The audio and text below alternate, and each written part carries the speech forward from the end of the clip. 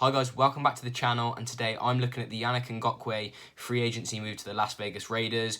In this film study, I'm going to dive into why he was so good for the Vikings and the Ravens last season and what he's going to sort of bring to the Las Vegas Raiders. So if you enjoy, make sure to like, subscribe, drop a comment, let me know what you think about the video, any thoughts moving forward. I love talking to you guys down there. Let's get into it.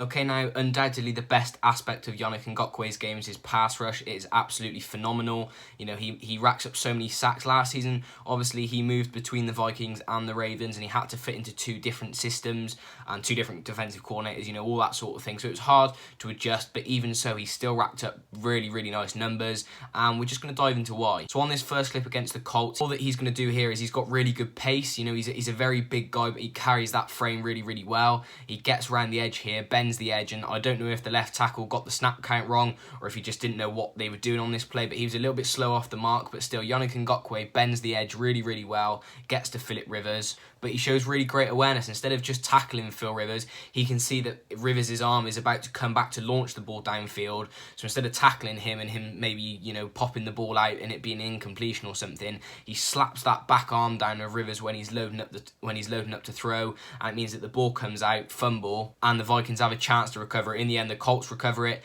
but you know, it's clever football. It's really good technique to bend the edge. He does it really, really quickly. I think, you know, he's a very versatile pass rusher because he's a big guy, but he is really quick to go with it. So, you know, tackles have such a problem facing him because they can get ball rushed or speed rushed equally as easily. And here you see Ngakoue just dips his left shoulder, gets nice and low, bends that edge really well, gets to Rivers, and as I mentioned, it's just great awareness not to just tackle the quarterback, but slap the arm, get the ball out, and potentially steal the ball back for his team.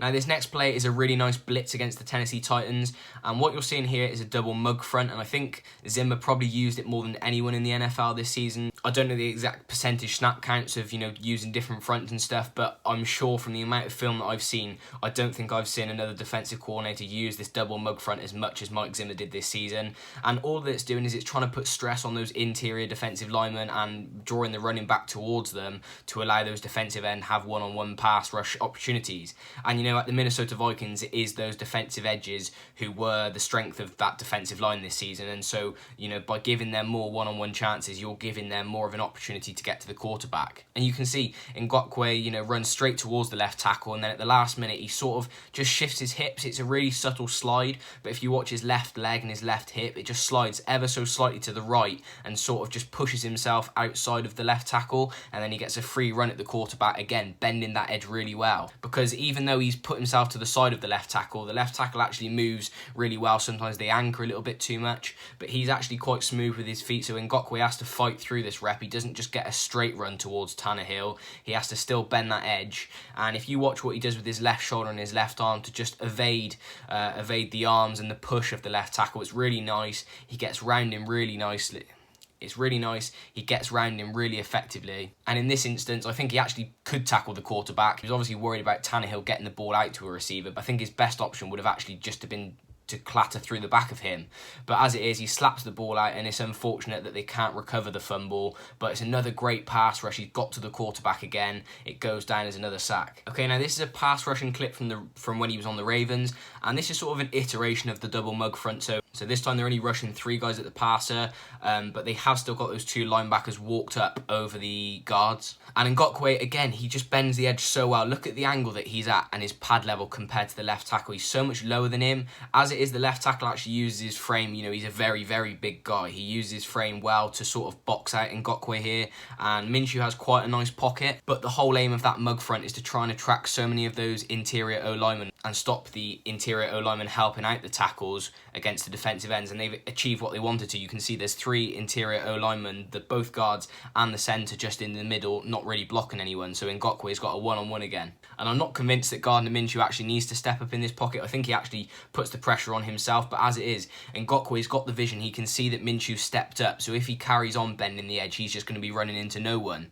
So he spins back the other way really, really nicely, and I don't know what it is about him. I think he must have like a magnet movement in his arms and his hands or something, but he just always seems to find the ball. You know, I don't know what it is about him, but wherever the ball is, whether he intends to do it or not, he always seems to slap it out. And, you know, that's why the teams that he's on often get a lot of turnovers, because he slaps the ball out and there's so many fumbles on plays that he's involved in. But it's great. It's a great hustle. He never stops working in this play. The first pass rush move doesn't work, turns back the other way, and then, you know, Gardner Minshew's not really slow. He's got a rush to catch up to him, but again, makes the play, slaps the ball out, turnover ball. Great play by Ngakoue. Okay, I do apologise. I have talked about this double mug front a lot in this video, but here you go. The Ravens are doing it again. They've just provided the one-on-one for Yannick Ngakoue and the other defensive end, which is exactly what they're trying to do on this play. And we've seen on all of these clips so far, he's gone for that speed rush move to the outside, trying to bend the edge as quick as he can. And, you know, this shows up on film study. The players self-scout all the time, and he'll know that this offensive tackle thinks, I've just got to back off, take quite a deep drop because he's going to try and beat me for pace because of how quick a defensive end he is. So he's really clever with it. He attacks that outside first, as the offensive tackle probably assumes that he's going to do, but then when he makes first contact, he doesn't try and fight through it or try and keep bending the edge. As soon as he feels that first contact, he spins back inside and fights really well to get to the quarterback, and it's just unstoppable.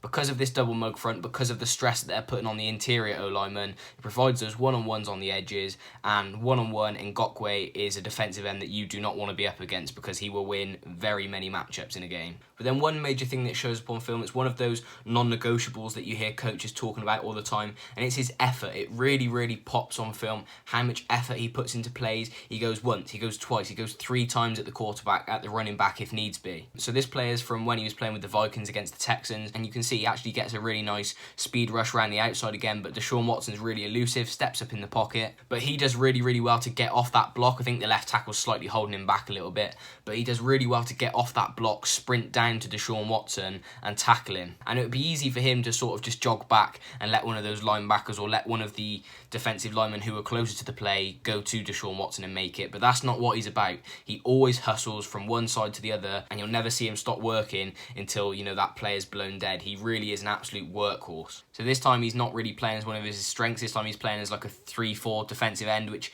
isn't really what you want to be doing with him. You want him on the edge, giving him that versatility. But either way, here he is. He's lined up. He's got a double team in front of him. He's not his best pass rush in the world, but he's got the awareness. He can see that Deshaun Watson doesn't like what he's got. He doesn't like standing in the pocket, and he sees that he's about to sort of exit the pocket, you know, and step up into it. So he sees that, and as soon as he sees Deshaun Watson moving forward, he breaks off that block immediately and runs towards the lane that he can see Watson's taking, brings him down with a very, very nice hard tackle. And then just sort of looking towards the run defense side of things, he hasn't made a ton of tackles this season. That's because he's more of a 4-3 defensive end, so he's more on the edge of plays. He doesn't really, you know, get up the middle and penetrate like interior defensive linemen. But when he does get in the backfield, he makes really nice tackles, and he can be pretty explosive. And obviously it helps that the other defenders have forced him sort of back into his path, but he does a really nice job. He sort of crashes inside, and then he gets that left shoulder through the gap. Once he's done that, he's putting his body between the tight end and the right tackle, and it means that, you know, he's in between, and then he's in the backfield. The only way that you can stop him from there is to hold him. It's a really nice play, and he drags the running back down for a very, very short gain. So just to summarise, pass rushing is his speciality. He will bring you plenty of sacks, you know, once he gets accustomed to that system. I mean, he, like I said, he was pretty productive last year, and that was with 2 different defensive coordinators, different schemes. I showed he played as a 4-3 defensive end, few snaps as a 3-4 defensive end as well, which didn't really suit him. But, you know, once he settles in, I think that he's going to be an absolute stud for this Raiders team. They really do need some pass rushing ability. That's where they've really, really lacked the last few years after using some of their top picks on pass rushers who haven't particularly performed as well as they'd like. But I'm expecting Yannick Ngakoue to go there, have a massive impact, and I think this is a great pickup for the Raiders. So thanks for making it to this stage of the video. I hope you have enjoyed the video. If you have, make sure to smash that like button, smash that subscribe button. Everything helps, you know, spread the video, and drop a comment. Let me know what you thought about the video. Let's have a discussion down in the comments. I'll see you in the next one.